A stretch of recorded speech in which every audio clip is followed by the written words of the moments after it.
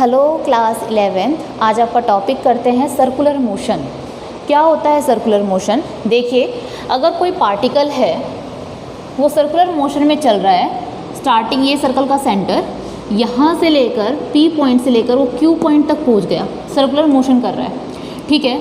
तो इसने सेंटर पे, पहले देखो सेंटर पे P पे था तो यहाँ 0 एंगल था। अब सेंटर पे इसने जितना एंगल बनाया that is called theta.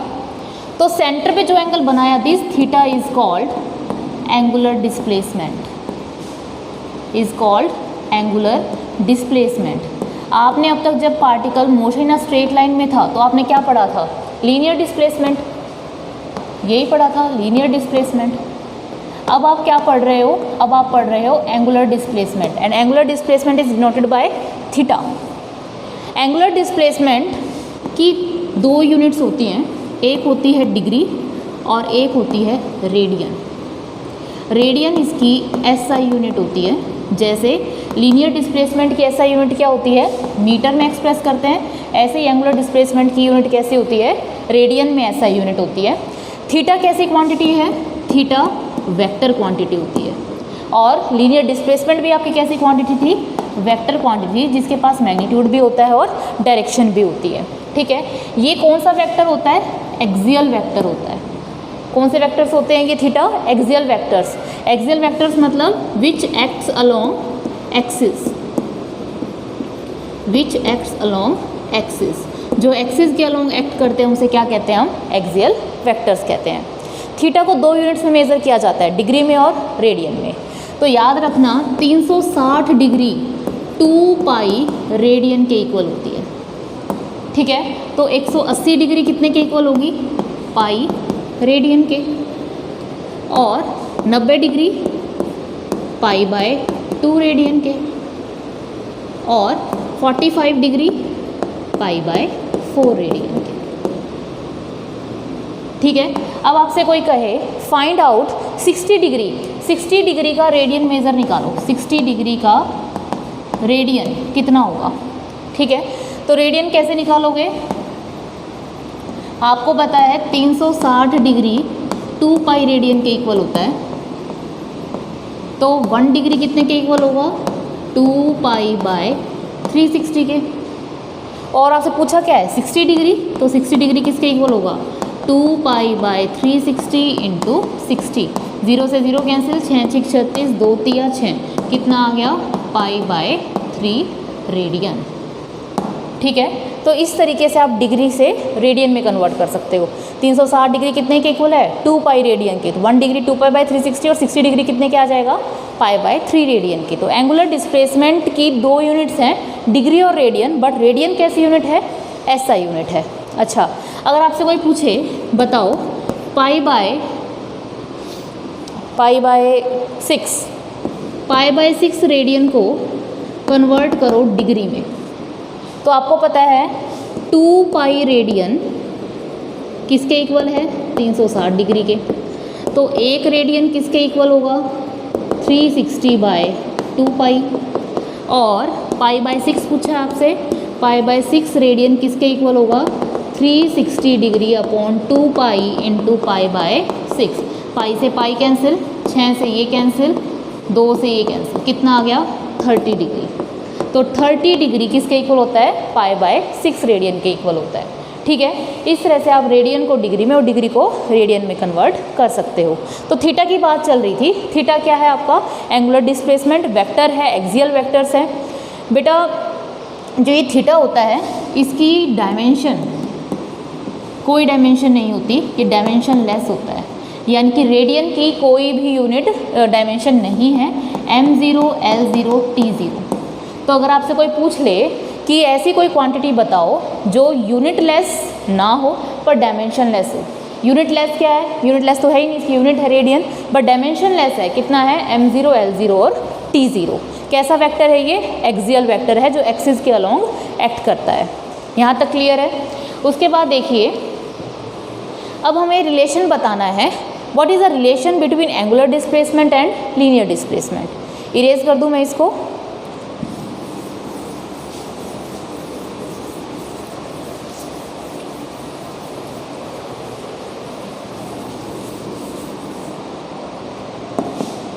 Relation between angular displacement, angular displacement को आप किससे लिखते हो, थीटा से, एंड लीनियर डिस्प्लेसमेंट, इसको चलो मैं लिख देती हूँ एस से, डिस्प्लेसमेंट है एस से लिख देते हैं, दोनों ही क्वांटिटी कैसी हैं, वेक्टर है। चलो ठीक है, देखो पहली बात, पार्टिकल यहाँ से लेकर यहाँ तक चलकर आया, तो ये जो है ना, ये जो इसे आप आर्क कहते हो, ये क्या है, इसका लीनियर डिस्प्लेसमेंट, जिसे मैंने क्या कह दिया, एस। ये क्या है, थीटा, एंगुलर डिस्प्लेसमेंट। ठीक है, तो आप ये देखिए कि 2 पाई पे जब ये पूरा सर्कल घूमता है, पूरा सर्कल मतलब 360 डिग्री, 360 डिग्री मतलब 2 पाई, जब पूरा 2 पाई घूमेगा तो कितना क्या कवर करेगा, सर्कल की सरकमफ्रेंस, और सर्कल का रेडियस मान लीजिए कितना है, आर, 2 पाई आर। अब आप अगर ये पार्टिकल पूरा रोटेट करता है तो कितना डिग्री बनता है, 360 डिग्री, तो 360 डिग्री में रेडियन कितने होते हैं, 2 पाई, तो 2 पाई रेडियन पे कितना कवर करेगा, 2 पाई आर, एक पे कितना कवर करेगा, 2 पाई आर बाय 2 पाई, और थीटा पे कितना डिस्टेंस कवर करेगा, 2 pi R by 2 pi into theta, 2 pi से 2 पाई कैंसिल, कितना आ गया, आर थीटा। कितना डिस्टेंस कवर किया, कितना डिस्प्लेसमेंट कवर किया, that is known as S, S is equals to R theta. ये है रिलेशन, एस क्या है, लीनियर डिस्प्लेसमेंट, आर क्या है, रेडियस, और थीटा क्या है, angular displacement. This is the relation between linear displacement and angular displacement. यहाँ से थीटा निकालोगे तो क्या आएगा, एस बाय आर, नहीं तो मैथ्स में आपने एक फॉर्मूला पढ़ा होगा, theta is equals to arc upon radius, तो थीटा तो थीटा, आर्क क्या है, एस, और रेडियस क्या है, आर, तो theta is equals to S by R. इस तरीके से याद रखो या इस तरीके से याद रखो, आपकी मर्जी है। ठीक है, तो थीटा क्या होता है, आर्क अपॉन रेडियस। क्लियर है यहाँ तक। अब थीटा कैसी क्वांटिटी होती है, वेक्टर क्वांटिटी। मैग्नीट्यूड तो आप पता लगा सकते हो, ठीक है, बट अबाउट डायरेक्शन, डायरेक्शन का कैसे पता लगाओगे, ये वेक्टर कैसा है, एक्सियल वेक्टर। इसके लिए आपको यूज़ करना पड़ेगा राइट हैंड थंब रूल,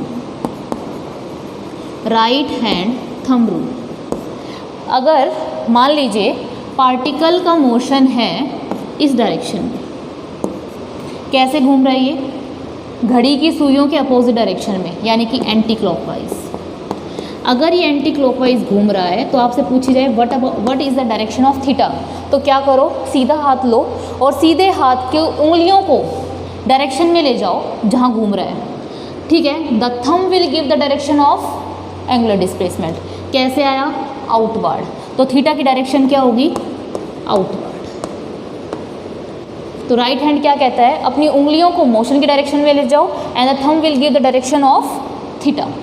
अगर पार्टिकल आपका रोटेट कर रहा है मान लीजिए इस डायरेक्शन में, घड़ी की सुइयों के हिसाब से क्लॉकवाइज, तो आप अपनी उंगलियों को कहाँ ले जाओ, क्लॉकवाइज डायरेक्शन में। ये आपका राइट हैंड क्लॉकवाइज में ले जाओ, ले गए, क्लॉकवाइज लेके घुमा लो, कहाँ आया, इनवर्ड, तो ये इसकी थीटा की डायरेक्शन कैसे आई, इनवर्ड।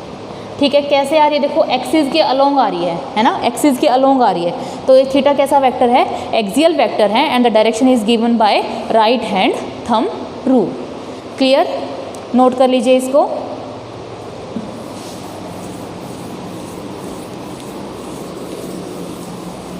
ओके, अब हम स्टार्ट करते हैं angular velocity. Angular velocity, angular velocity को लिखते हैं ओमेगा से। जैसे आपने पढ़ी होगी लीनियर वेलोसिटी, है ना, मोशन इन स्ट्रेट लाइन में पढ़ी थी वेलोसिटी, लीनियर वेलोसिटी, जब पार्टिकल स्ट्रेट लाइन में चल रहा था। अब पार्टिकल कैसे चल रहा है, सर्कुलर मोशन में, तो इसके लिए सिंबल क्या है आपका, ओमेगा। इसे डब्ल्यू नहीं बोलते, इसे बोलते हैं ओमेगा। ठीक है, लीनियर वेलोसिटी क्या होता था, velocity is defined as ds by dt, rate of change of linear displacement is known as linear velocity. ठीक इसी तरह इसको क्या कहेंगे, angular velocity is defined as rate of change of angular displacement. बस लीनियर की जगह वर्ड क्या आ जाएगा, एंगुलर, बाकी सब कुछ सेम। तो क्या लिखोगे, omega is equals to D theta by D T. Rate of change of linear displacement is known as angular displacement is known as angular velocity. इसकी एसआई यूनिट की बात करते हैं। ओमेगा की एसआई यूनिट क्या होगी? थीटा की क्या है? रेडियन। टाइम की क्या होती है? सेकेंड। तो क्या आ गई? रेडियन पर सेकेंड। क्लियर? डायमेंशन की बात करें, अच्छा थीटा की तो कोई डायमेंशन नहीं होती रेडियन की, पर टाइम की तो होती है। टाइम नीचे है, ऊपर जाएगा -1। m0 l0 t -1 is the dimension of angular velocity. ये कैसी क्वांटिटी है? वेक्टर। तो ये भी कैसी क्वांटिटी होती है आपकी? वेक्टर। और वेक्टर भी कौन सा? Axial vector. ऐसा वेक्टर जो एक्सिस के अलोंग एक्ट करता है।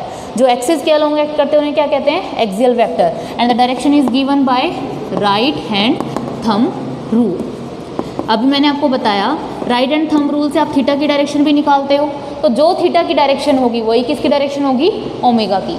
तो लिख लो theta angular displacement and omega both have same direction, both have same direction and the rule is also same, right hand thumb rule. दोनों ही कैसे वेक्टर होते हैं? आपके एक्सियल वेक्टर्स होते हैं जो एक्सिस के अलोंग एक्ट करते हैं। क्लियर है? यहाँ तक नोट कीजिए। ठीक है, आगे देखो। ओके, आपने लीनियर वेलोसिटी, जब आपने मोशन ऑफ स्ट्रेट लाइन पढ़ा था तब आपने इंस्टेंटेनियस वेलोसिटी और एवरेज वेलोसिटी पढ़ी थी। आज हमें ओमेगा एवरेज पढ़ेंगे और ओमेगा इंस्टेंटेनियस पढ़ेंगे। ठीक है, ओमेगा एवरेज। एवरेज कब आता है? जब टाइम ड्यूरेशन आपका क्या हो? बहुत ज़्यादा हो। जब टाइम ड्यूरेशन ज़्यादा होता है तो उसको क्या बोलते हैं? एवरेज। किसी पर्टिकुलर इंस्टेंट पे पूछ लिया जाए, जब आपका टाइम इंटरवल क्या हो? बहुत ज़्यादा छोटा रहता है, तो उसे क्या कहते हैं? Omega instantaneous. तो ओमेगा क्या आएगा? D rate of change of delta theta by delta T. Omega instantaneous जब डेल्टा टी क्या हो? 0 की तरफ टेंड करे तो delta is change into D theta by D T. ठीक है, and D theta by D T क्या है? Differentiation of angular displacement with respect to time. Clear है? चलो इसके ऊपर एक न्यूमेरिकल करते हैं, पहले आप इसको नोट कर लीजिए। ओमेगा एवरेज और ओमेगा इंस्टेंटेनियस निकालना सीखेंगे।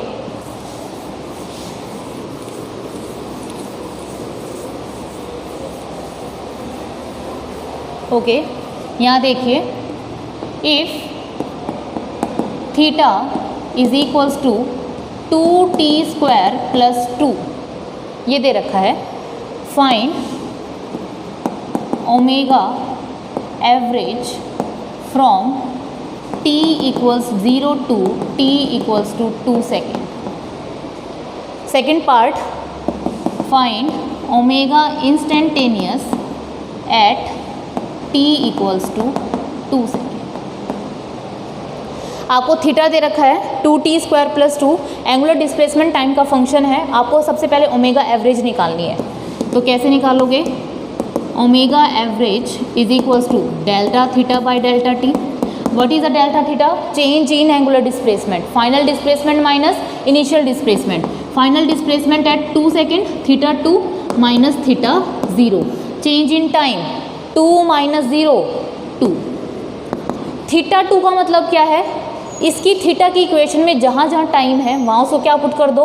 2, क्योंकि 2 पे निकालना है। तो क्या लिखोगे? 2 t की जगह 2 का स्क्वायर + 2 माइनस थीटा में जहाँ जहाँ t है उसकी जगह पुट कर दो 0 + 2।